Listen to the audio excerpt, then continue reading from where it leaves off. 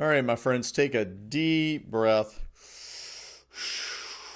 I know that you are VPN'd out. I know even the most eager student is tired of looking at VPNs at this point.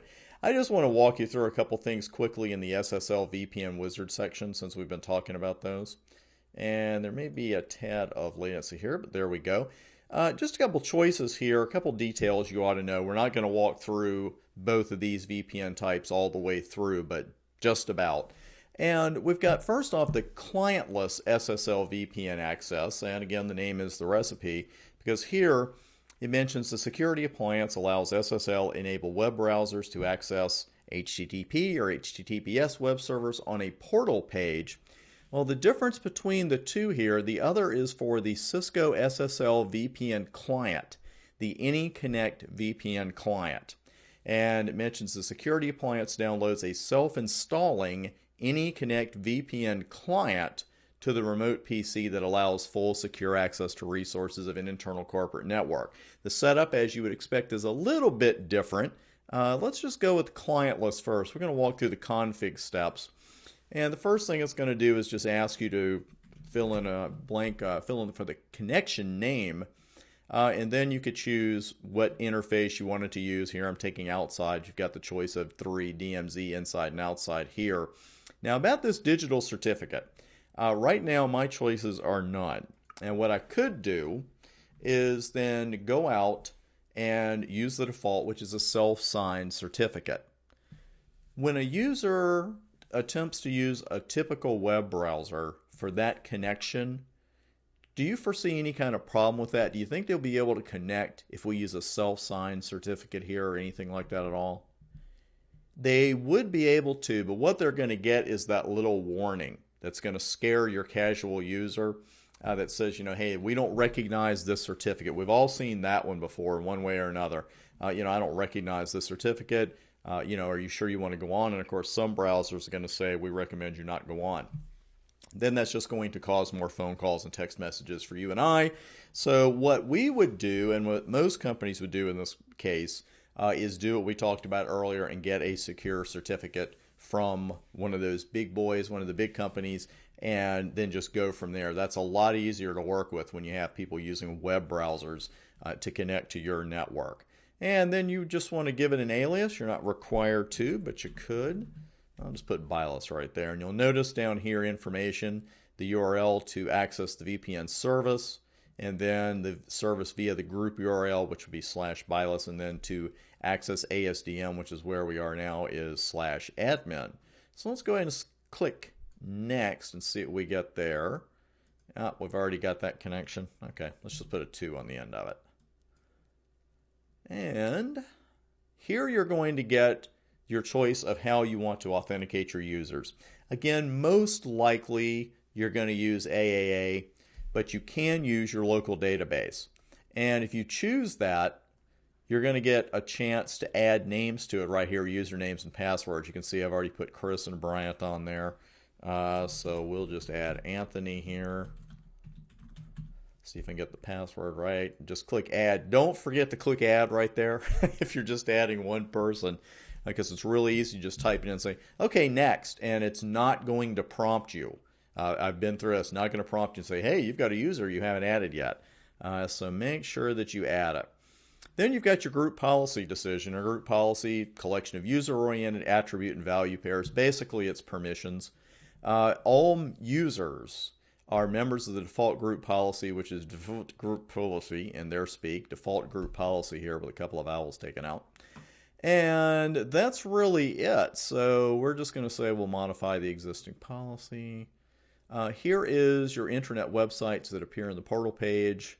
We're going to put SSL list right there. That's our only choice. This is the bookmark list. It's where you configure a group of intranet websites that appears in the portal page that clientless users can navigate to. And let's go ahead and click next after that. We should, here's your very small list of things here that you've created for the SSL VPN client. So again, that's the clientless one, and that's pretty quick stuff. When you hit finish here, it's going to show you your commands, and look at all the tunnel group commands you'd have to type without this GUI. That's a lot of typing. That's a lot of information right there, and it's all in everything that we just did. So, of course, you've got save to file. It's never a bad idea to save your work. We're going to go ahead and cancel out of that so I can take you back. And yes, I do. Okay, so I'll have to come back. Okay, I thought I could just go back to that one window, but let's go back to the VPN Wizards, which may take a second here. And there's SSL VPN Wizard right under IPsec VP Wizard. A little bit of latency, but no big deal. Let's uncheck clientless and check Cisco SSL VPN client. These aren't mutually exclusive because you can check them both and then just hit next. So you're setting them both up then. Here, again, it's downloading that self-installing AnyConnect VPN client. And let's take a look at what the difference is as far as the configuration. I bet you already know a couple of things just from looking at that. This one looks pretty much the same. And I'll just set up VPN 3 here. I'm going to use my outside interface. I'm going to leave none at certificate for right now. Not something I would do in a production network. And I'll just add Miles right there. And we'll click next. And again, same choices here. And let's just put me this time. Passwords are asterisked out the way we like it. Again, in production network, you're likely going to use AAA. Now let's hit next. We're going to modify existing group policy. And here's a little bit of a difference because you're going to be asked about an address pool in the client range. It mentions the security appliance downloads the VPN client to remote users when they connect. Hey, we knew that part, right? The client self-installs, uses SSL or DTLS encryption for the duration of the connection, and allows full access to resources on a corporate network. The remote PC becomes part of the corporate network. So let's see, you're going to be asked for an IP address pool range there. We don't have one yet. And we would just call this, we'll just call this VPN assignments or just VPN. And we'll start it off with 10.00.10 and go with 10.00.50. And there's your subnet masks. And we'll hit OK. Now, you've got to tell the appliance where this client image is. Identify a file in flash memory as an AnyConnect VPN client image. The security appliance expands the file and loads it in cache memory for downloading to remote users. So you can browse to it. You really have to click twice because it's browse and then browse flash. ASDM has to go out and read it. And you can pick one from there, or what I really like about this, once it reads that file, it's going to show up right there. If you want to download the latest client from Cisco.com, they have a link for it right there. So that's pretty cool stuff. Let's go ahead and click next. And a helpful reminder, very helpful reminder, please make sure to add the right NAT exemption rule for the above selected address pool in the firewall NAT rules panel, right? Because we've got to take care of that business.